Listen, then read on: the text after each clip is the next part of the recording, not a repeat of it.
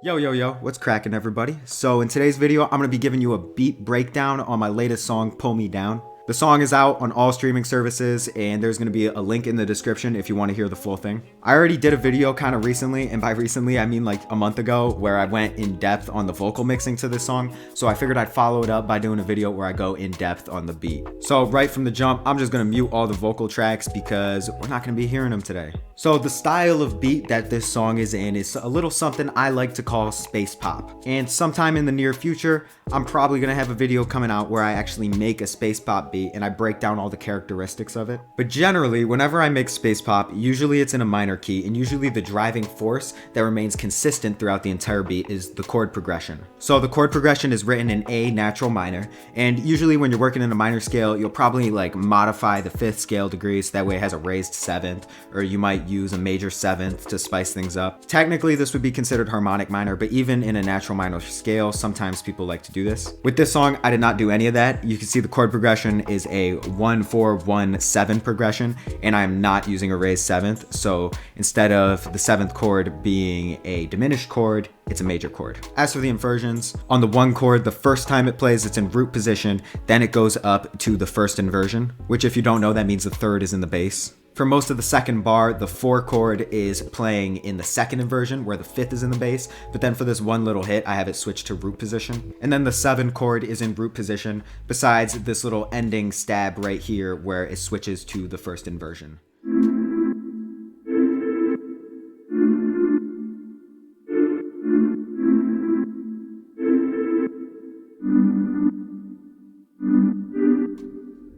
The sound I used for the chord progression is from the plugin Labs by Spitfire Audio. I used Glass Piano North Star as the preset. Most likely, I modified the attack, release, and reverb a little bit. I made the beat like a month and a half ago or some shit, so I really don't know for sure, but most likely, I did. As for the mixing, I just have an EQ on here where I'm cutting out some of the lows and the highs, and then I have 2 different instances of gross beat. One is a gate, the other one is this weird halftime C preset, and they just turn on and off throughout the beat. Moving on to the drum pattern, it's honestly pretty simple. I just have a kick, I only have 1 snare, I have this little snap to accent every other snare, and then I only have 2 hi-hats and an open hat.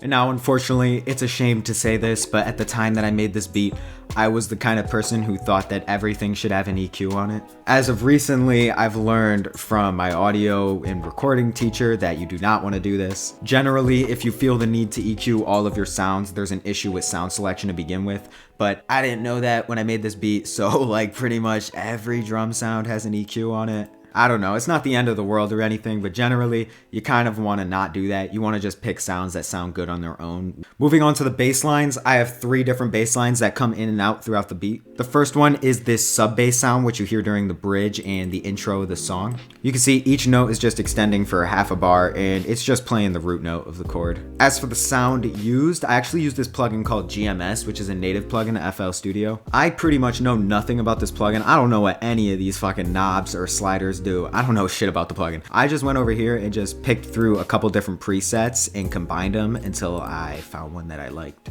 And then I think I also probably messed with these octaves right here, where you can use this like pitch knob to turn it up or down an octave. Basically 12 semitones would be an octave. So this one's down 2 octaves, that one's down 1. And as for mixing, there's no effects on it whatsoever.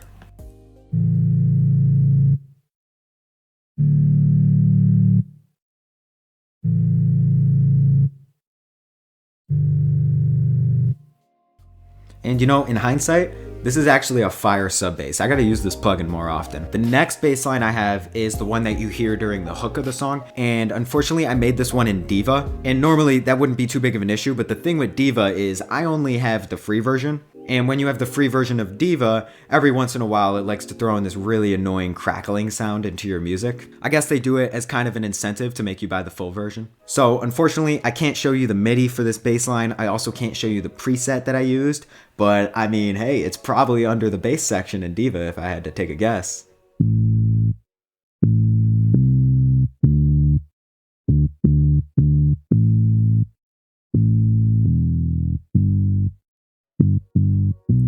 And one interesting little thing I did with not only the bass line but the drums is every other bar, the kick and the bass hit a 16th note after the downbeat. For those of you who don't know much about like note lengths or music theory at all, I'll just kind of play it so that way you can hear what I mean.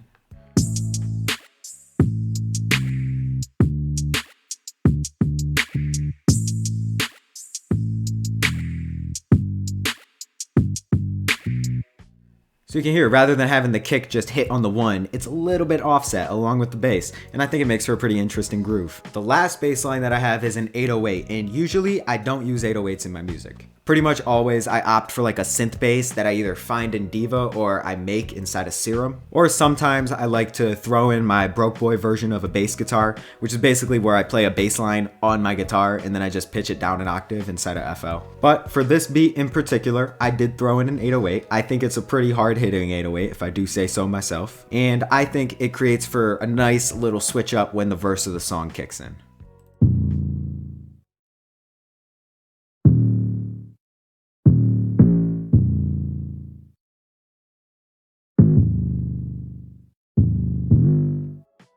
Next thing I want to move on to are the counter melodies. Now, as you can see by taking a gander at this section of the beat, there's a fuck ton of them. So yeah, I'm not going to go too in depth on all of them just for the sake of video length. The main one I want to touch on though is the guitar melody. This is a guitar melody that I recorded in with my electric guitar and just my cheap little $40 interface. And a pretty unfortunate circumstance that arose after I recorded this in was I realized it's damn near impossible for me to play it live. Like, just look at this. The guitar is always happening like a 16th note before the phrases that I'm saying. So because of that, it's like ridiculously difficult to play this and sing it at the same time. Fortunately, I don't really do live music all like that, so it kind of works out, you know? But yeah, as for effects on the guitar melody, I got a shit ton of them. And the reason for this is because there were no effects on the guitar going in. When you record it through an audio interface, it's just like this super clean, dry signal. So I threw an EQ on there. I threw Boojax, which is a reamping plugin to make it sound like it was actually mic'd up to an amp. I threw a saturator on there. I threw a reverb on there. I threw a delay on there. I threw a flanger on there. I threw a chorus on there. And then I also threw this D-Blue glitch plugin on there, which comes on during the bridge. And then another EQ. Just an absolute absurd amount of effects. I almost maxed out the guitar melody, if I'm being honest. But even though it's a lot of effects, it makes it sound pretty fucking cool, not gonna lie.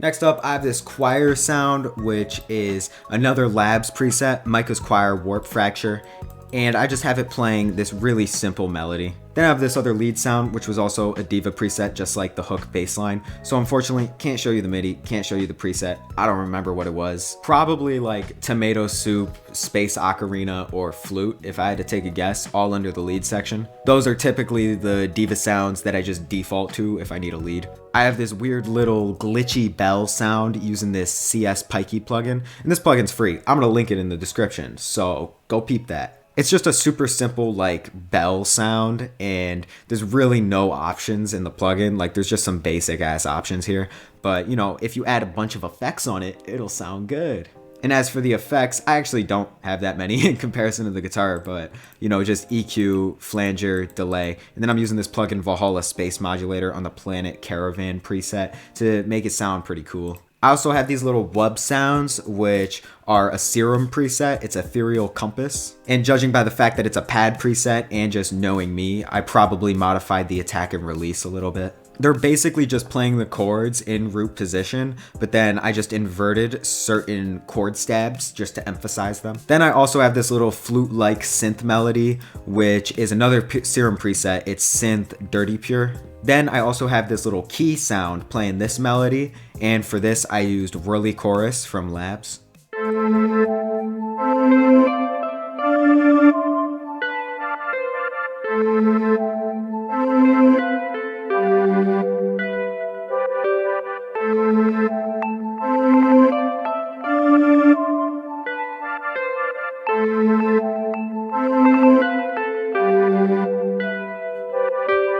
last part of the song I really want to touch on is this bridge section. So if you've heard the song before, you know that after the rap segment, it goes into this little like breakdown bridge section where all these like different swirling sort of effects come in. And how I made that happen is honestly pretty simple. You can see I have a couple different drums playing, just some hi-hats, and I low passed them using these automations, which basically makes it so the frequency spectrum of the hi-hat just slowly gets lower and lower, and then it comes back. I then have the chords playing with a gross beat preset on them. The sub bass comes back in, and this choir sound continues over from the verse. Then as for sound effects, I have these couple different little textures and sound effects playing, and I'm using panning automations to make them kind of swirl back and forth in your headphones. Here's what they sound like on their own.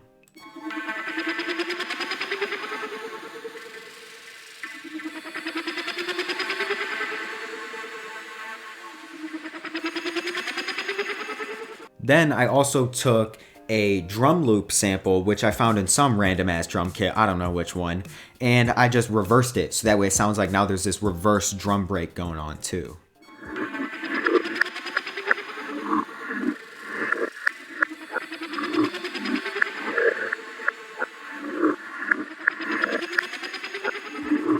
The next thing I did was I threw in the main guitar melody that you hear during the hook, but I put D-Blue Glitch on it and I automated it so that way the mix is a lot higher. Then I also threw in this little bell melody, which is a Serum preset. It's in the plucked section and it's called Down Pitcher. And as for the effects on it, I kind of just have the standard EQ, delay, reverb, but then I also threw on this Fruity Flanger and a Valhalla Space Modulator. And then another thing is I also have that guitar panning left and right, along with a couple different risers and like swell sound effects going on.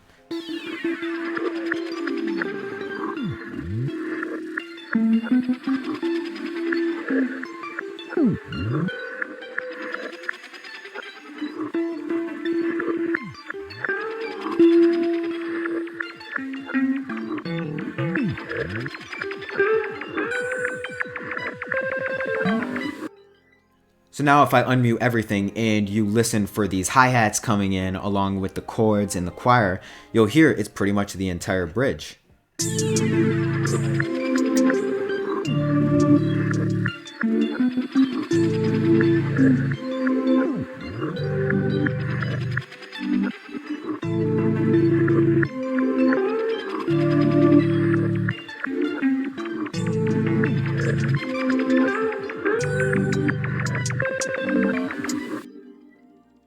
Obviously, the only thing missing are the vocals. But as I said before at the start of the video, if you want the in-depth guide on the vocals, the link is in the description along with this song and along with that one free plugin I threw in here. And that pretty much wraps up the video. That is the entire beat breakdown for my song Pull Me Down. The only other thing really is the arrangement. And as for the arrangement, it just kind of follows like intro, hook, here's a verse, then we got this bridge, which we went pretty in depth on, and then it goes back to a double hook. And for this song, I wanted to keep it short, concise, to the point. I didn't even include an outro. It just fucking ends. The only other interesting arrangement thing really are just the couple beat cuts that I threw in during the last hook, just for some extra variation, you know? So yeah, hopefully you enjoyed the video. Hopefully if you like that song, you got a little bit more of an in-depth view on it now, you know what I'm saying? Hopefully some of the tips I dropped you can use in your own music. Leave a like if you would like, and I will catch you next time, fool.